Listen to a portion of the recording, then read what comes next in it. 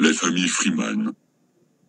Ce qui est incroyable dans l'histoire de la famille Freeman, c'est que très peu de gens pensaient qu'elle faisait partie des familles dirigeantes des Illuminati. Comme les Rothschild, les Freeman ont des membres qui appartiennent à la 13e lignée.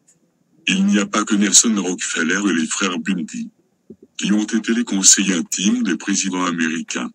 Plusieurs membres de la famille Freeman l'ont été aussi.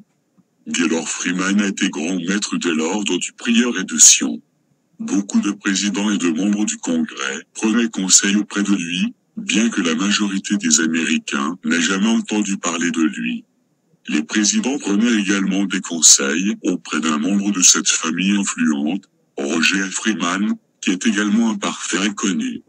Stephen Freeman, un autre membre de cette famille, dirige le Legal Affairs Department de la Civil Rights Division, une branche de la anti-diffamation LAG, une organisation dangereuse aux mains des Illuminati.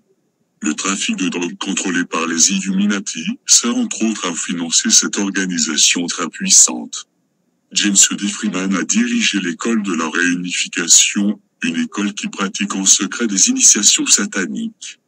On appelle cette école l'école de la réunification du christianisme. Le nom d'école de la réunification de la sorcellerie serait plus approprié. En réalité, beaucoup de sorciers et sorcières y collaborent de façon étroite pour détruire la chrétienté.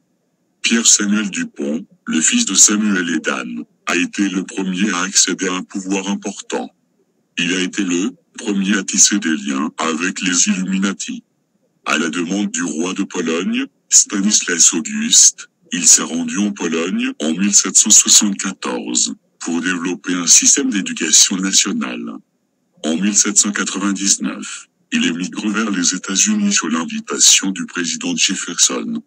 Il organise les fondements d'un système d'éducation nationale. Ce projet était fondamental pour les Illuminati, prendre le contrôle sur les jeunes esprits américains. Aujourd'hui ce rôle est dévolu à l'UNESCO. Le président Jefferson était un illuminé et un grand ami de Pierre Samuel Dupont. C'est lui qui a fait attribuer au Dupont le premier grand contrat de poudre pour munitions. Dupont était le fournisseur en munitions de l'armée américaine depuis la première guerre américaine de 1802 contre les pirates jusqu'à symbole plus nos jours. Les Dupont sont aujourd'hui une dynastie de rois de l'argent. Tout ce qui a un rapport avec la chimie aux États-Unis dépend des Dupont. Chaque Américain utilise quotidiennement un de leurs produits.